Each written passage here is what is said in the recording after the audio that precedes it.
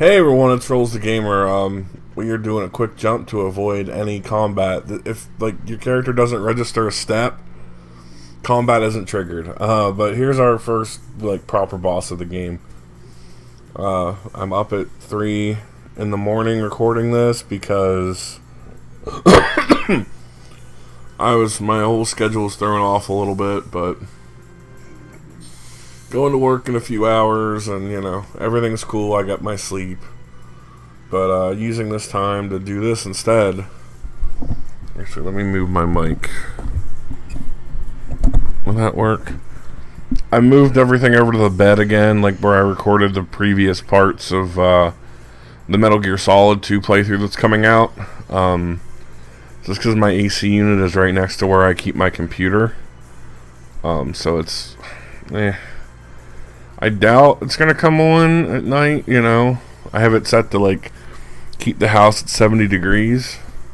Or keep my apartment. Let's not advertise that it's a house. But anyway, to the fight. You're gonna want to use fire magic and Steiner's fire sword. Trying to see, okay, so I know I mentioned before, but stealing is very good in this game, but the rates are different for everybody. So the rarer the item you want to get, oh, Blank's here, good, we have 2 thieves now. The rarer the item you want to get, the less likely the thievery is toward. See, yeah, I couldn't steal anything, exactly.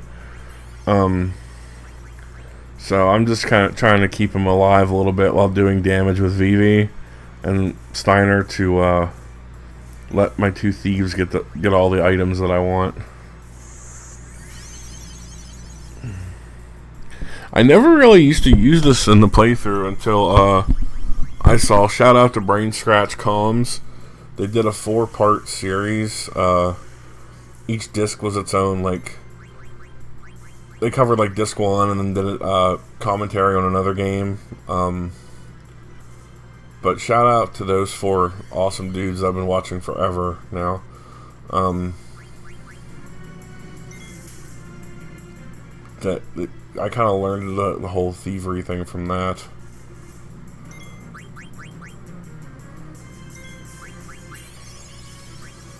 Okay, so it looks like I've just decided, fuck stealing, we're just gonna win.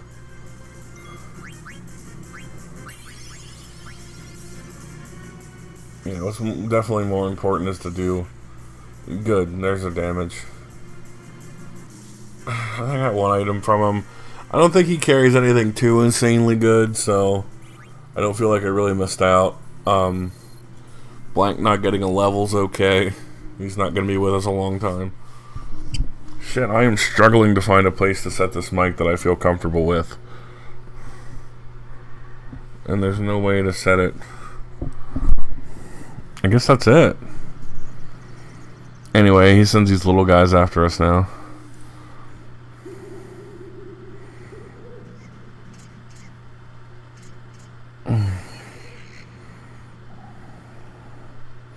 Yep, get up in like 2 hours and take my shower. Work was been nice just yesterday. Well, one of the clients I work with is out of the house. He's on visiting his mom for the weekend, so it was an even quieter shift. Just, good times. There's bronze gloves, nice. And silk shirt to give him thunder. It's good for Vivi. Take everything off Blank.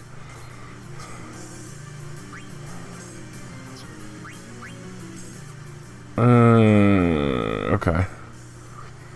The only item that people have to have equipped is a weapon, so I mean, when you get a chance with guest party members, upon replays, I would recommend taking as many of their items as you can before they leave. Unfortunately, these guys in Tantalus, they don't have great items. But that's fair. It's a band of thieves, really. Like, they're not going to have heavy armor and shit going, so. Okay, I used a cheat there to,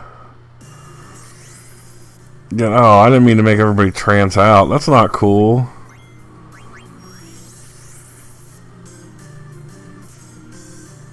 My man, we get to see my man Steiner's trance ability, though, which I think is... might be the most useful one in the game, honestly.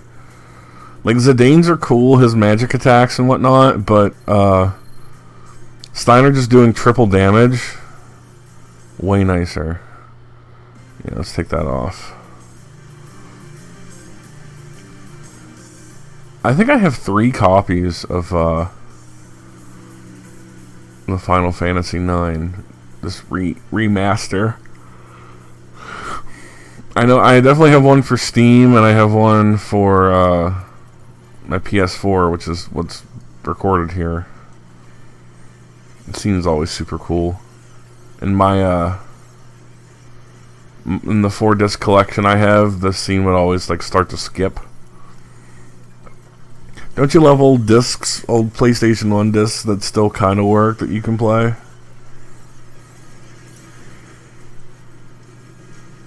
Homie Blank's caught.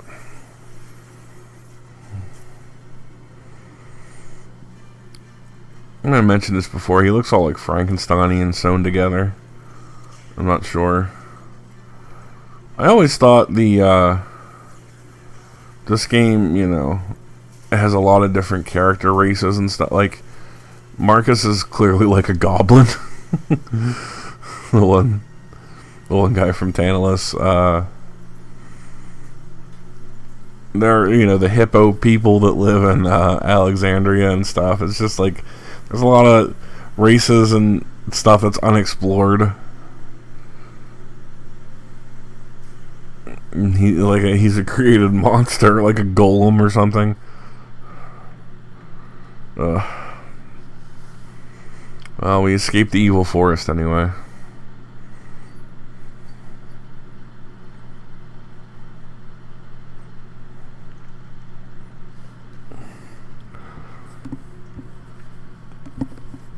Ordered a factory refurbished Chromebook to start writing when I'm at my job. I have downtime.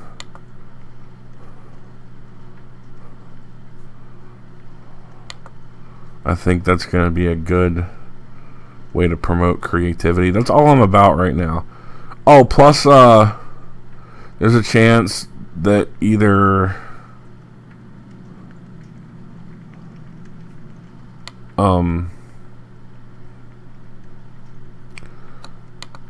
there's a chance that I'm going to be able to start working my normal hours at security again throughout the week, so I knew that would happen eventually. Not to sound like a dick or anything, but the turnover rate for people who like don't understand the concept of coming in on time and doing what you're supposed to do, it's pretty pathetic, honestly.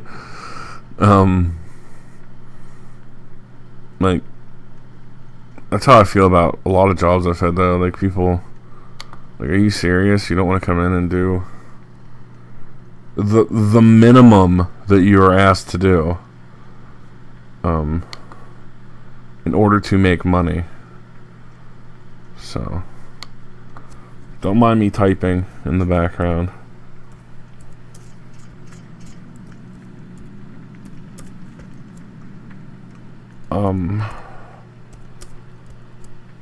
I think I skip.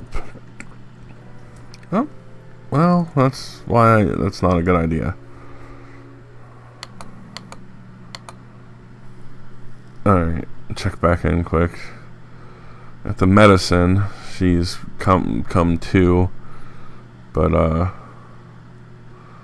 wow, the cropping looks really nice.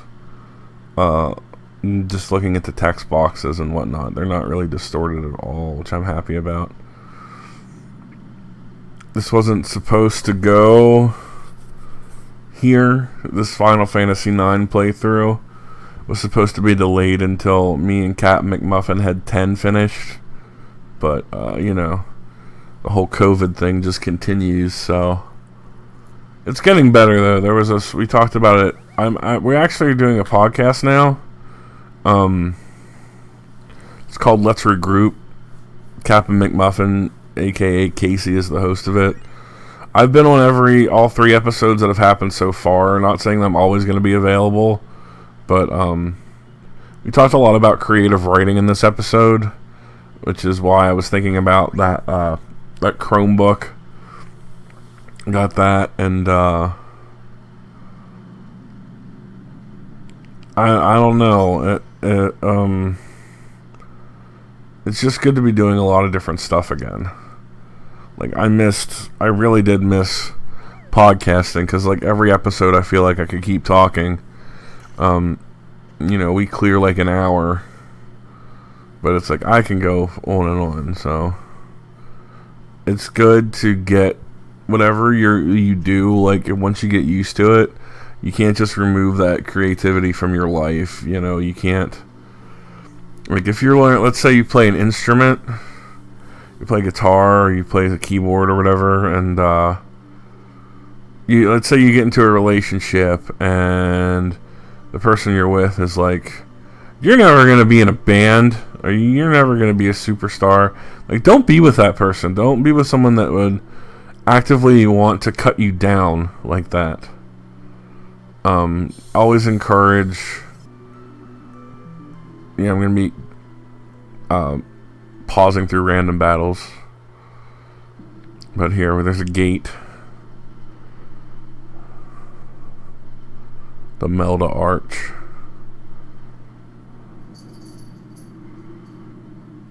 A little off the beaten path here.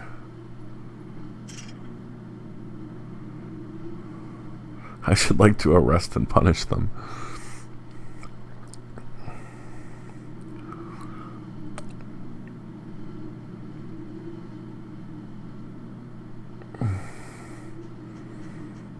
I was just saying, I thought there was treasure here, so that makes it worth a stop.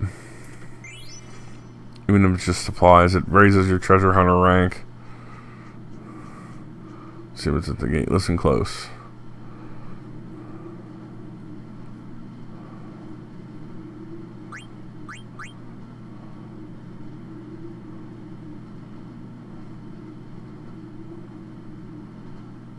It's a chick, really, Zidane?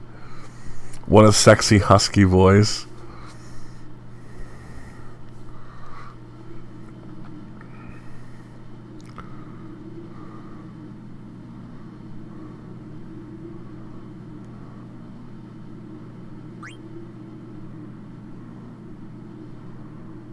Sure.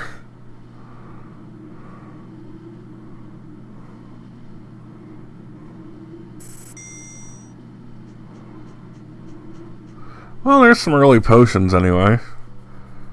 Never hurts to have that. Alright, on we go. We'll get to the a little short area we have to pass through here.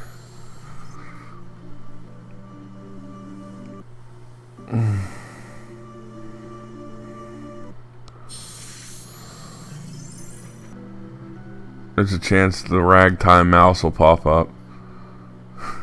That must sound like the weirdest sentence in the world. There's a chance that the ragtime mouse will... It's a guy that comes and asks you questions, and you get an achievement for it. He has so many per discs, and I never really did it, so... 9. This is the game that is infamous. Well, I already talked in the King of Jump Rope in episode 1. Some of the achievements are just like annoyingly not hard to do, except for the jump rope, really. Not hard to do, but just tedious. Like completing every character's sphere grid in 10 was tedious as well, but I could at least put on like music in the background or something. It was just a time sink. Some of these are actually like ability / grind based. Like, I suck at the jump rope game. That's why I use that script. Like, I'm never gonna be good at it. I mean, I guess I could be good at it, but it would take an insane amount of practice. And then when the rhythm changes and everything, like, it's just... It's an unnecessary thing. It's such a small part of the game, too. Like... But of course, they set... In the original, the king of jump rope is 1,000 jumps, so that's what you gotta do.